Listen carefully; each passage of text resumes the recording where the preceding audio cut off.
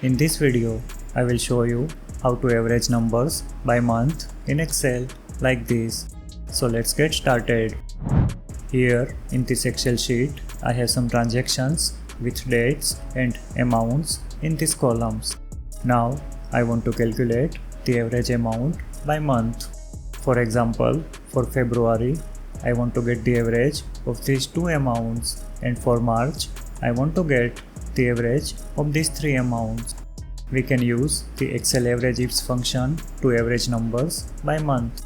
The AVERAGEIFS function returns the average of all the cells in the range that meet multiple criteria.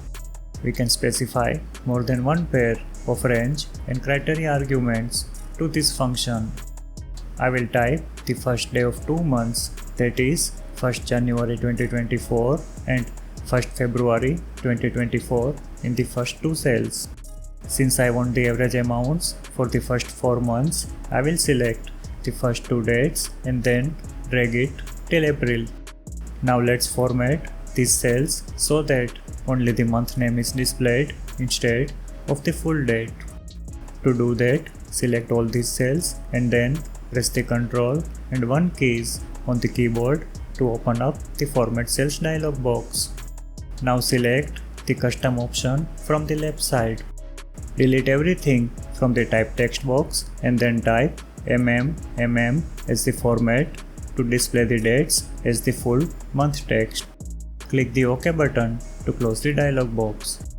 To get the average by month, I will find amounts having dates greater than or equal to the first day of the current month and less than the first day of the next month.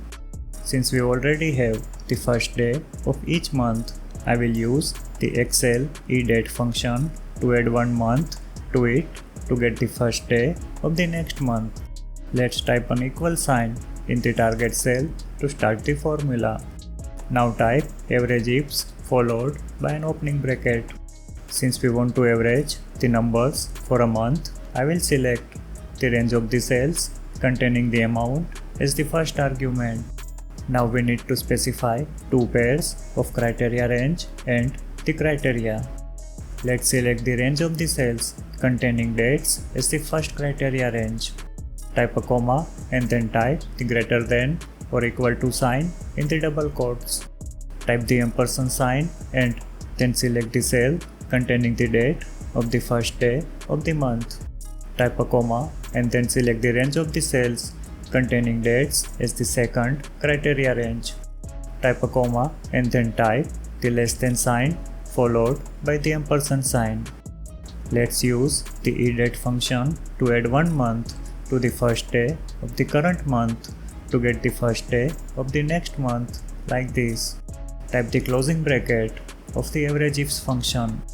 Overall, this formula means calculate the average of all the cells having transaction date greater than or equal to the first day of the specified month and less than the first day of the next month.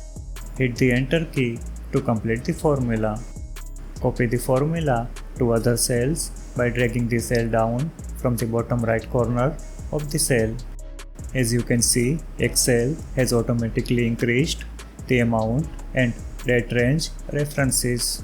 That is because these ranges are specified as relative ranges in our formula.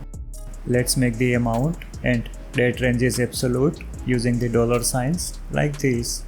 Leave the month reference as relative because we want to increase it when we drag the formula. Now when we drag the formula, these ranges will stay the same without any change. As you can see, we now have the average of numbers by month. Watch these videos for more Excel tips, tricks and how-to tutorials. If you found this video helpful, please like the video and subscribe to our channel.